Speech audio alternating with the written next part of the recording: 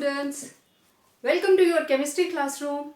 और आज हम डिस्कस करने वाले हैं purification of colloidal solutions, because now we have discussed various methods of preparation of lyophobic as well as lyophilic colloids. Okay, today regarding purification of colloidal solutions, we are having different methods.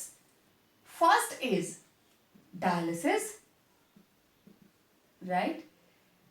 Dialysis को ही modify करेंगे, that is electro dialysis, and then there is one more, that is ultrafiltration,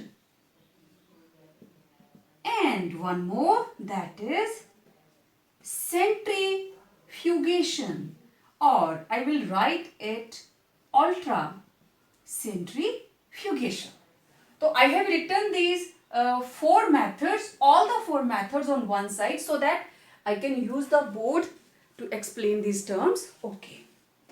First of all, dialysis. What is dialysis? देखिए, it is the process of separating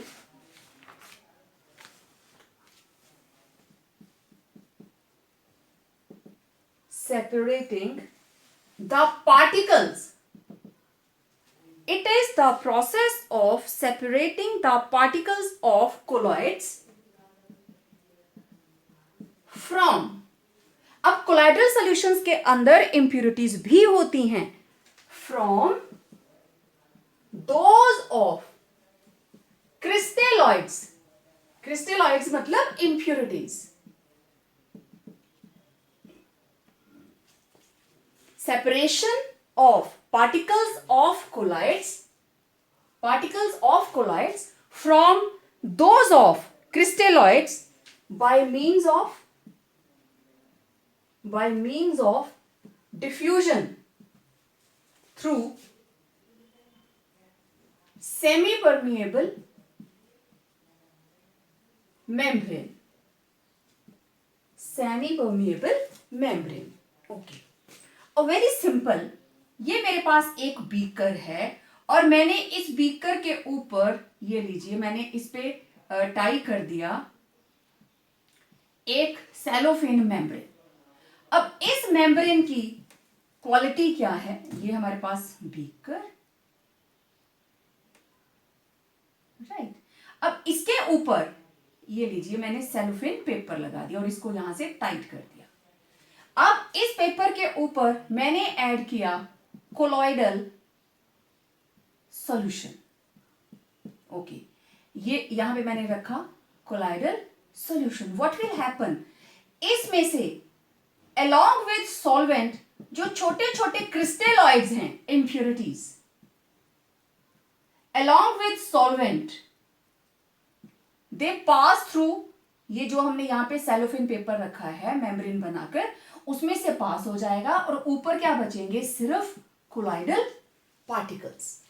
क्योंकि इस membrane की खासियत क्या है? सिर्फ particles of impurity means crystalloids can pass through this membrane. Colloidal particles being larger in size, they will not cross this membrane. तो इसका अगर हम देखें, this process of dialysis, it is based upon the principle. क्या principle है? That only impurities being smaller in size can diffuse through semi-permeable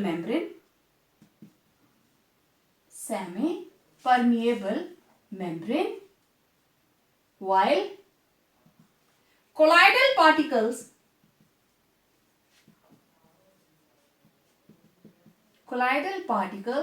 are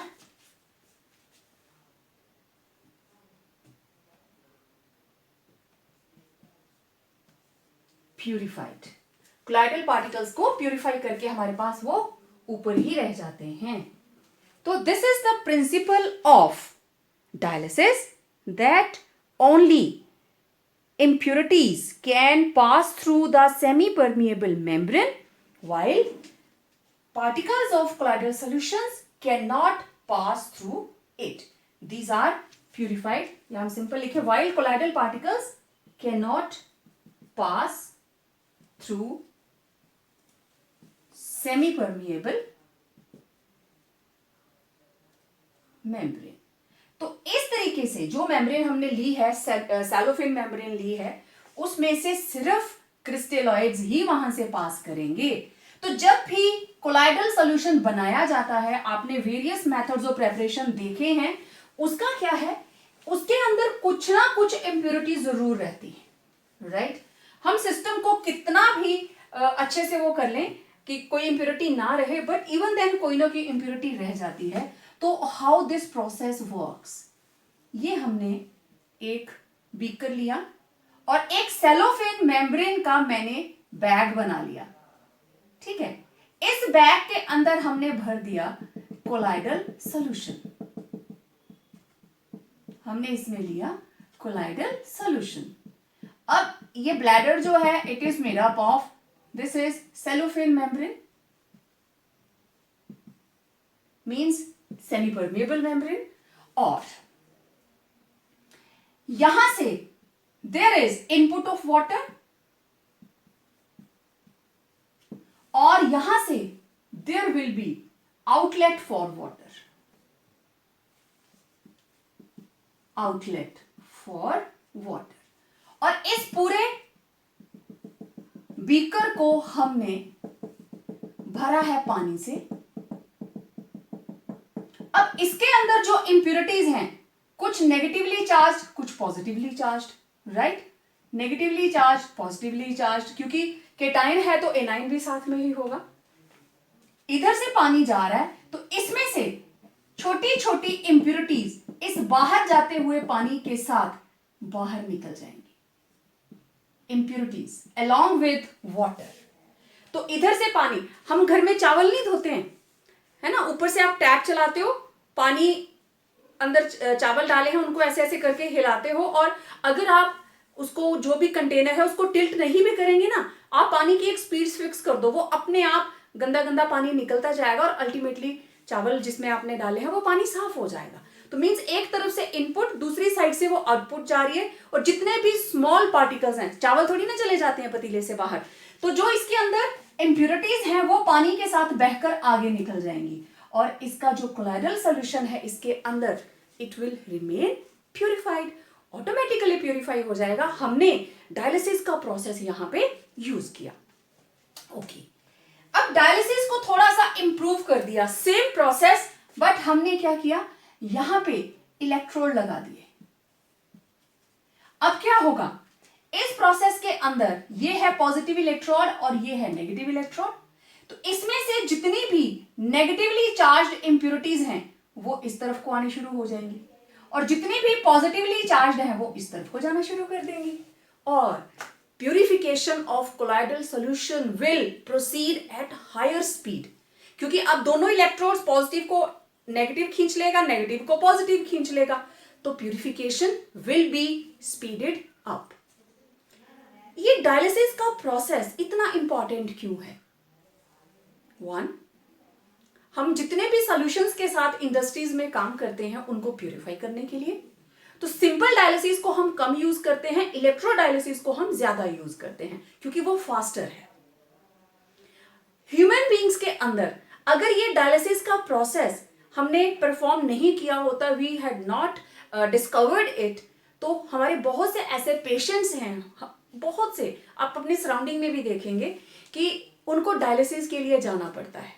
तो जिन patients की kidneys work नहीं करती, किडनी का काम क्या होता है, ब्लड को प्यूरिफाई करना, ठीक है, purification of blood, that is done by kidneys. तो अगर किडनीज काम नहीं कर रहे हैं तो हर तरह की पॉइजनस चीजें, जो चीजें वेस्ट हैं बॉडी से बाहर जानी चाहिए, तो वो तो बॉडी के अंदर ही रह गई. अदरवाइज किडनी से फिल्टर होकर जितने भी इंप्योरिटीज हैं थ्रू यूरिन हमारी बॉडी से बाहर चली जाती हैं, तो बहुत सारी बीमारियों से हम बच जाते हैं. तो अब ब्लड को प्यूरिफाई करने के लिए किडनी तो काम नहीं कर रही है, तो उसके लिए लगाया जाता है डायलाइजर। ठीक है, अब ये प्रोसेस, इलेक्ट्रोडायलिसिस भी समझ में आ गया आपको, डायलिसिस भी समझ में आ गया। अब मैं थोड़ा सा ये बताने लगी कि इस डायलिसिस की एप्लीकेशन क्या है। डायलिसिस के प्रोसेस को समझने के लिए पहले ये देखते हैं कि नेचुरली हमारी बॉडी के अंदर किडनीज कैसे काम करती हैं। ठीक है, देखिए मैंने आपको बताया था हमारी बॉडी में दो तरह की हमारे जो सर्कुलेटरी सिस्टम है, ये दो तरह की इसमें रहती है, सप्लाई रहती है। एक है वेन्स और दूसरी है आर्टरी। ठीक है, वेन्स के अंदर कौन सा ब्लड होता है? वेन्स के अंदर होता है डीऑक्सीजनेटेड, राइट, और आर्टरी के अंदर कौन सा होता है? Oxygenated. Okay, let me try. ये देखिए, ये जो ब्लू कलर की आपको नजर आ रही हैं, ये दीज आर वेन्स। ठीक, आप लोग अपनी अपनी वेन्स को चेक कर सकते हैं। These are blue coloured veins, right. और बच्चे, जो आर्टरीज होती हैं ना, आर्टरीज ये हमेशा वेन्स के अंदर होती हैं, वेन्स के नीचे। आर्टरीज सुपरफिशियली नजर नहीं आती हैं, बहुत कम नजर आती हैं। और वेन्स जो हैं दे लुक ब्लू, क्योंकि ब्लू कलर है, दिस इज डीऑक्सीजनेटेड ब्लड। इसके अंदर ऑक्सीजन नहीं है, कार्बन डाइऑक्साइड है, राइट। तो it is deoxygenated, it is having carbon dioxide. Okay, और आर्टरीज के अंदर जो कलर है that is red colour. Arteries are of red colour. आपकी वेन्स इस एरिया में बहुत अच्छे से क्लियरली दिखाई देती है। ओके, तो होता क्या है, आर्टरीज के अंदर सप्लाई कहां से आती है? आर्टरीज के अंदर आती है हार्ट टू बॉडी। हार्ट से सप्लाई आती है आर्टरीज के अंदर, राइट। तो आर्टरी वो हमारे पास सिस्टम है, सर्कुलेटरी सिस्टम है, ट्रिब्यूटरीज हैं, जिससे ब्लड की सप्लाई हार्ट से पूरी बॉडी के अंदर जाती है, राइट। और वेन्स ये बॉडी से कलेक्ट करके डीऑक्सीजनेटेड ब्लड को वापस हार्ट में लेके आता है। अच्छा, तो काम क्या होता है? This is our heart. वैसा वाला नहीं है जैसा आप लोग ऐसे वाला बनाते हो, है ना, वो वाला हार्ट नहीं होता, वो वैसे पान का पत्ता बना देते हो आप लोग। तो इसके अंदर हमारे पास 4 चैम्बर हैं, राइट, ऐसे। अब मैं बड़ी ज्यादा इसकी डिटेल में नहीं जाऊंगी। वेन से सप्लाई आती है लेफ्ट ऑरिकल के अंदर, लेफ्ट ऑरिकल से पहुंची लेफ्ट वेंट्रिकल के अंदर, और यहां से सप्लाई जाती है लंग्स को, पल्मोनरी आर्टरी। लंग्स के अंदर there is exchange of gases, means अब ये वेन के अंदर कौन सा ब्लड था? डीऑक्सीजनेटेड। और ये देखो, ये वेन की सप्लाई है, वेन की सप्लाई पहुंची जो हार्ट का लेफ्ट पोर्शन है, left auricle and left ventricle, right. तो यहां से फर्स्ट स्टेप, फर्स्ट से सेकंड, सेकंड से थर्ड हो गया लंग्स। ओके, अब लंग्स के अंदर एक्सचेंज हो गई, गैसेस एक्सचेंज हुई, अब ब्लड हो गया प्योरीफाई, रेड कलर का हो गया। वहां से कार्बन डाइऑक्साइड एक्सचेंज हो जाती है लंग्स के अंदर, क्योंकि आप इनहेल कर रहे हो ना, ठीक है, तो एयर अंदर गई, उसमें से जो ऑक्सीजन है वो इसके साथ एक्सचेंज हो जाएगी। ओके, फिर यहां से सप्लाई पहुंची राइट ऑरिकल के अंदर, ठीक है, राइट ऑरिकल के अंदर, राइट ऑरिकल, फिर यहां पे एक और वाल्व है, यहां से सप्लाई पहुंची वेंट्रिकल के अंदर, और इस वेंट्रिकल से ये सप्लाई जाएगी हमारे पास। अब यहां से एक्सचेंज ऑफ गैसेस हुआ, और ये आ गया कहां पे? हमारे पास राइट ऑरिकल, राइट ऑरिकल से एंटर किया राइट वेंट्रिकल, और यहां से ये चला जाता है वापस एरोटा के अंदर। जो हमारे पास मेन सप्लाई है that is of aorta and vena cava, ठीक है। ओके, अब किडनी का काम कहां पे आया? किडनी क्या काम करती है? ये जो एरोटा है, एरोटा से सप्लाई जाती है किडनीज को, इसके अंदर, क्योंकि एरोटा के अंदर ऑक्सीजनेटेड ब्लड है, किडनीज के अंदर गया और वहां पे फिल्ट्रेशन हुई, जो चीजें जरूरी है हीमोग्लोबिन, ब्लड के अदर कंपोनेंट्स, वो किडनी ने रिटेन कर लिए, और जो बाकी उसके पास इम्प्यूरिटीज बची और वाटर एक्स्ट्रा था, ऑस्मो रेगुलेशन भी करते हैं ना ये, तो उसकी एक ट्रिब्यूटरी चली जाती है किडनी का ये यूरिनरी सिस्टम की तरफ, राइट, और दूसरी सप्लाई ये आती है वेना केवा के अंदर।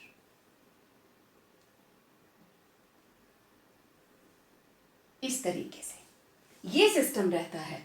आर्टरी से ब्लड जाता है किडनी में, वहां पे होती है ब्लड की प्यूरिफिकेशन, प्योर ब्लड जाता है, वहां पे होती है प्यूरिफिकेशन कि उसमें कोई भी इंप्योरिटी है तो वो उसको फिल्टर कर लिया जाए, क्योंकि उसके बाद पूरी बॉडी को सप्लाई है। यहां से ये पहुंचता है कहां, वेना केवा के अंदर। वेना केवा से कहां जाता है, लेफ्ट ऑरिकल, लेफ्ट ऑरिकल से लेफ्ट वेंट्रिकल, उससे लंग्स में, और लंग्स के अंदर एक्सचेंज किसकी होती है, गैसेस की। आ गया ऑक्सीजनेटेड ब्लड, यहां पहुंचता है और वो आर्टरी के अंदर, और पूरी बॉडी को उसकी सप्लाई दे दी जाती है। तो अभी जो हमने डायलाइजर लगाया, डायलाइजर क्या काम करता है, ये तो नॉर्मल सिस्टम था ना, अब डायलाइजर क्या काम करता है, जो पेशेंट होता है ना, I will try to share one animation if I got, कोई भी पेशेंट है उसके अंदर भी वेन और आर्टरी यहां से आ जाएगी, वेन एंड आर्टरी, एरोटा यहां से चलती है, एरोटा भी और वेना केवा भी, तो दोनों साथ साथ मूव करती हैं। ये रही आर्टरी, राइट, आर्टरी के साथ कनेक्ट कर देते हैं डायलाइजर को, ये मैंने आपको पहले भी बताया, ठीक है, दिस इज डायलाइजर। डायलाइजर वही काम करता है जो किडनीज करती हैं, और यहां से फिर सप्लाई कहां आ जाती है, वेन के अंदर, यहां से सप्लाई आती है वेन के अंदर, ठीक है, और दीज आर वेन्स, और वेन कहां को जाएगी, वेन से सप्लाई जाएगी हार्ट के अंदर, राइट, तो लेफ्ट यहां से इधर, यहां से फिर कहां जाती है, लंग्स को, लंग्स से फिर वापस आती है इधर, इधर से यहां, और यहां से सप्लाई चली जाती है पूरी बॉडी को,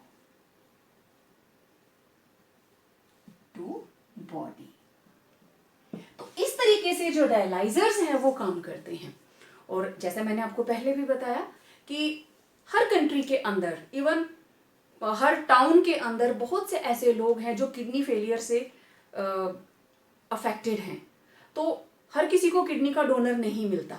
और आपको भी पता होगा हमारी बॉडी में 2 किडनीज होती हैं, बट एक ही किडनी काफ़ी होती है काम करने के लिए, राइट, तो सेम वर्क करती हैं दोनों किडनीज, तो एक किडनी से भी काम चल जाता है। कई बार डोनर्स मिल जाते हैं, वेल एंड गुड, नहीं मिलता है तो dialyser is a process for the saving of life of any person, right.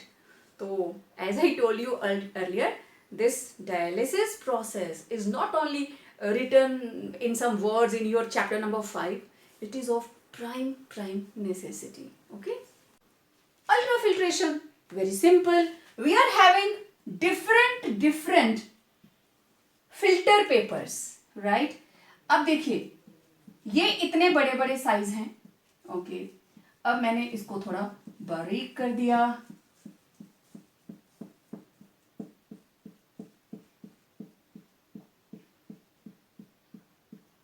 ठीक है, इसको मैं और भी ज्यादा क्लोज करने वाली हूं, ठीक है, पूरा नहीं भरूंगी इसको, मैं और ज्यादा क्लोज कर दिया, तो देखिए बेटा इसमें से इतने बड़े साइज के पार्टिकल निकल जाएंगे, and these are of colloidal nature.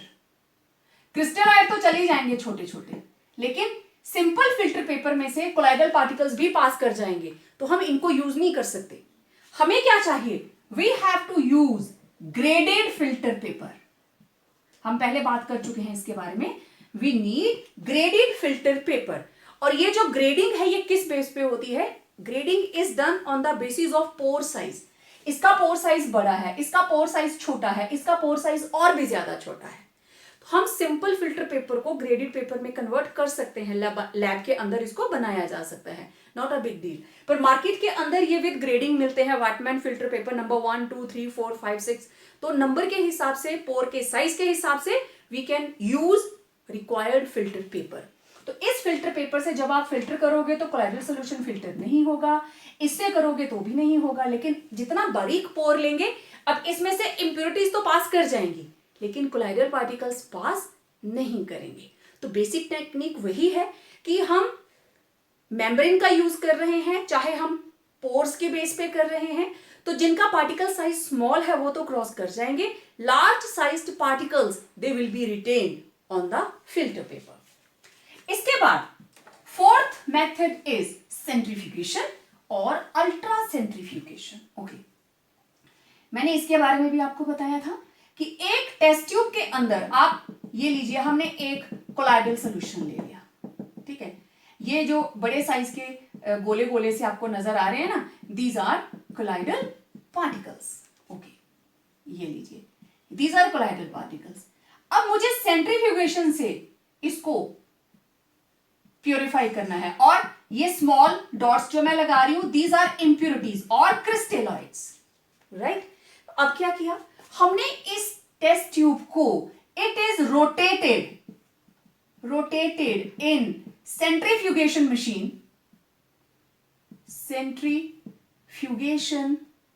Machine, और जब हाई स्पीड पे इसको रोटेट करते हैं, व्हाट विल हैपन, इस टेस्ट ट्यूब के अंदर आफ्टर सेंट्रीफ्यूगेशन सारे के सारे कोलाइडल पार्टिकल्स जो है वो यहां एज अ प्रेसिपिटेट सेटल हो जाएंगे, और इधर हमारे पास जो मटेरियल बचेगा, दिस इज नोन एज सेंट्रीफ्यूगेट,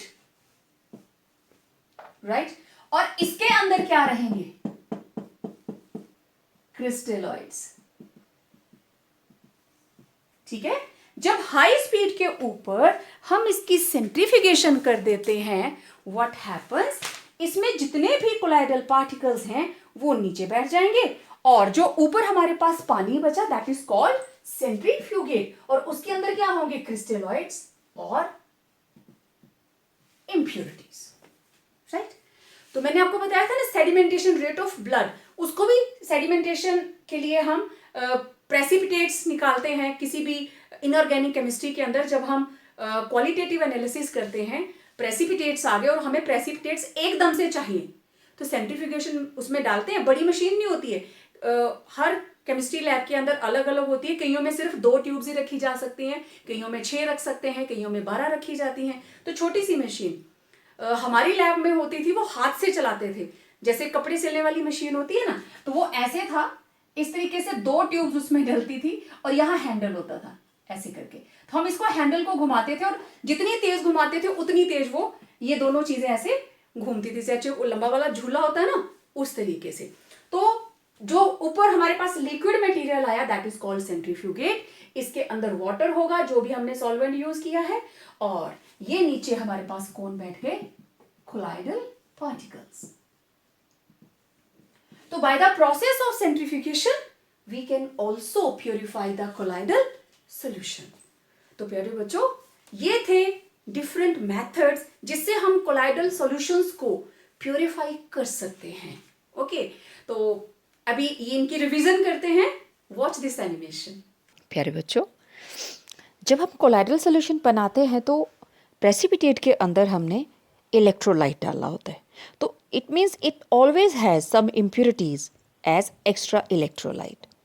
तो अगर वो इलेक्ट्रोलाइट ज़्यादा हो जाए, देन व्हाट हैपन्स, ये वापस कोलाइडल सॉल्यूशन से प्रेसिपिटेट बन जाता है, and this process it is known as coagulation, right. तो इसीलिए कोलाइडल सॉल्यूशंस को प्योरीफाई करना पड़ता है to get rid of these excess electrolyte which act as impurities.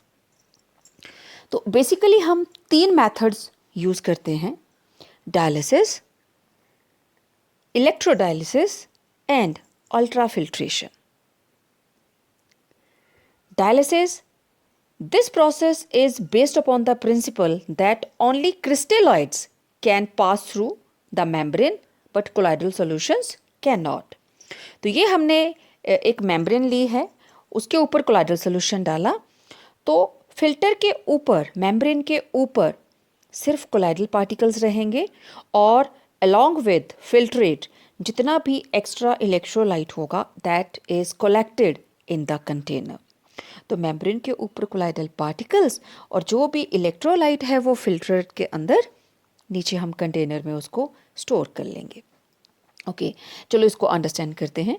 ये हमने एक पर्चमेंट बैग के अंदर कोलाइडल सॉल्यूशन ले लिया और देखिए यहाँ हमने इसको वाटर के अंदर रखा है। एक साइड से वाटर की एंट्री हो रही है और दूसरी साइड से वो बाहर जा रहा है, इनलेट एंड आउटलेट।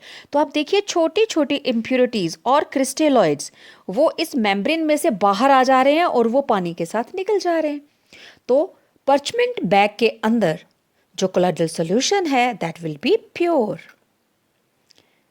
अब दूसरा देखते हैं इलेक्ट्रोडायलिसिस। सेम प्रोसीजर बट हमने क्या करना है, 2 इलेक्ट्रोड्स लगाने हैं, राइट, पॉजिटिव एंड नेगेटिव। तो इन इम्प्योरिटीज में जितने भी पॉजिटिवली चार्ज्ड इलेक्ट्रोलाइट के पार्टिकल्स होंगे they will move to negative electrode जो कि लेफ्ट पे है, और जितने भी नेगेटिवली चार्ज्ड पार्टिकल्स होंगे इम्प्योरिटीज के they will move to positive electrode. बाकी सारा सिस्टम सेम, पानी की इनलेट और आउटलेट सब कुछ सेम रहेगा, बस ये है कि चार्ज होने की वजह से जो इम्प्योरिटीज़ हैं उनकी मूवमेंट बढ़ जाती है। अब वो सिर्फ वाटर के फ्लो पे डिपेंड नहीं कर रहे हैं, they can move under the influence of charge. तो सेम सिस्टम हमारे उन पेशेंट्स के लिए यूज़ करते हैं जिनकी किडनी प्रॉपर काम नहीं करती है, that is artificial kidney machines, dialyser जिसको बोलते हैं। तो आर्टरी को कनेक्ट किया जाता है डायलाइजर्स के साथ and after purification clean blood is return to the body. Next हम बात करेंगे अल्ट्राफिल्ट्रेशन के बारे में। तो अल्ट्रा से पता चल रहा है कि हमने फिल्ट्रेशन करनी है और पोर साइज को बिल्कुल स्मॉल कर देना है। तो कोलाइडल सॉल्यूशंस तो फिल्टर पेपर जो ऑर्डिनरी है उससे पास कर जाते हैं, राइट,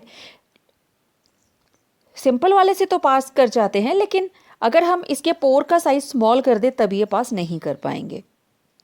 तो ये देखिए एक अल्ट्रा फिल्ट्रेशन का एग्जाम्पल कि ये फिल्टर पेपर लगा है और इसके पोर का साइज है 0.0015 माइक्रोमीटर और ऑर्डिनरी फिल्टर पेपर देखो उससे बड़ा है। तो इन पोर्स में से सिर्फ crystalloids, small electrolyte particles they can pass through, और ये जो बिगर साइज की आप देख रहे हो ना, these are colloidal particles, they can not pass through it, they are retained on the filter paper. Because of bigger size they cannot pass through this filter paper. और मैंने आपको बताया था ऑर्डिनरी फिल्टर पेपर को आप ultra filter paper बना सकते हो। इसको डिप कीजिए जेलेटिन और क्लोरियन में, क्लोरियन सोल्यूशन में, और उसके बाद फॉर्मेल्डिहाइड में। फॉर्मेल्डिहाइड में इसको डिप करेंगे ना तो इट विल बिकम हार्डर, फिर इसको सुखा लीजिए। अब ये जो कोलाइडियन है it is 4% solution of nitrocellulose in a mixture of alcohol and ether, तो वो बन जाता है कोलाइडियन। अब ये फिल्टर पेपर जो है सिंपल था, it became ultra filter paper. लेकिन इसकी प्रॉब्लम ये होती है कि ये जो प्रोसेस है ना फिल्ट्रेशन का by the using graded paper बहुत स्लो होता है। तो फिर क्या करते हैं, वहाँ पे ना प्रेशर बढ़ा देते हैं, या तो वैक्यूम क्रिएट करेंगे, either they will increase the pressure. तो जैसे ही प्रेशर बढ़ेगा तो वहाँ से फिल्टर जो मतलब फिल्ट्रेशन हो रही है उसकी स्पीड बढ़ जाती है। अब देखो अल्ट्रा फिल्ट्रेशन, ये डिस्पर्शन मीडियम और ये कोलाइडल पार्टिकल्स, इनको इसमें डिसॉल्व करेंगे, it will form a colloidal solution. Filter कर लिया ना इसको, फिर डिस्पर्शन मीडियम में डालेंगे। आई होप आपको ये मेथड अच्छे से समझ में आ गए होंगे। तो एक नए वीडियो के साथ बहुत जल्द हम आपसे मिलेंगे। Stay tune for our upcoming videos. Till then stay home, stay safe.